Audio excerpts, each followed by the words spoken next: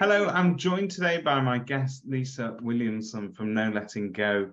Lisa is the head of compliance there at No Letting Go, and we're here today to try and answer some very commonly asked questions when it comes to claiming deposits back and disputes that may arise.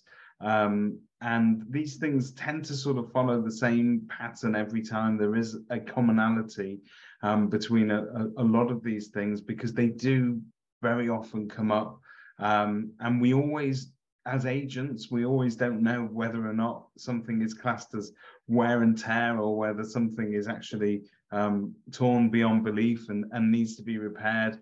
And we're very surprised sometimes with some of the answers given during adjudication. So here to cast some light on that is Lisa.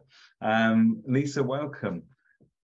Thanks very much, David. Thank you very much for inviting me along today. If you've got children who are on the cusp of becoming teenagers at home, then the first thing they want to do is to sort of personalize their bedroom. And we've got blue-tac on every single wall, and which is great until that particular pop group is no longer popular and that poster needs to come down. And you've got all these little pop marks all over the wall where the blue-tac was.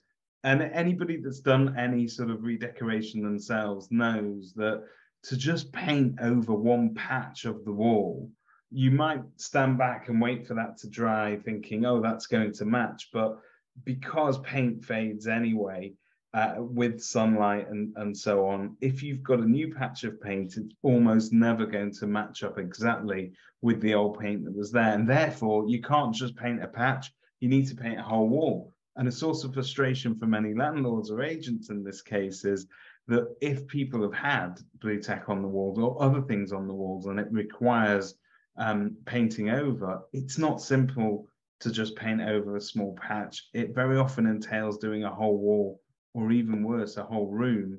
So why is this such a difficult point to get through? I think one of the most difficult aspects of that is that sometimes it is just one or two walls that have got the blue-tac, and then the landlord will paint the whole room because from a landlord's perspective, well, I don't want two walls a slightly different shade to the other two, because as you quite rightly say, the paint has faded during the period of the tenancy. But following adjudication criteria, they can only charge for the affected areas. So that wouldn't be, well, there's just one patch.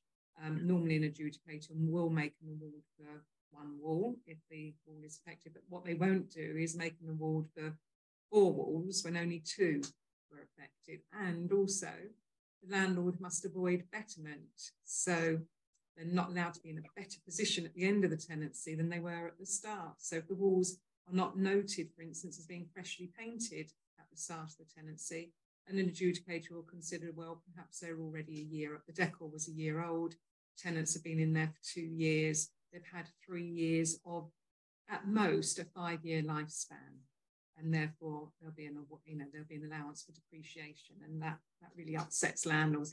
I've been a landlord, and I know how frustrating that is when you think, well, I saw them 2 years ago and these walls were pretty perfect.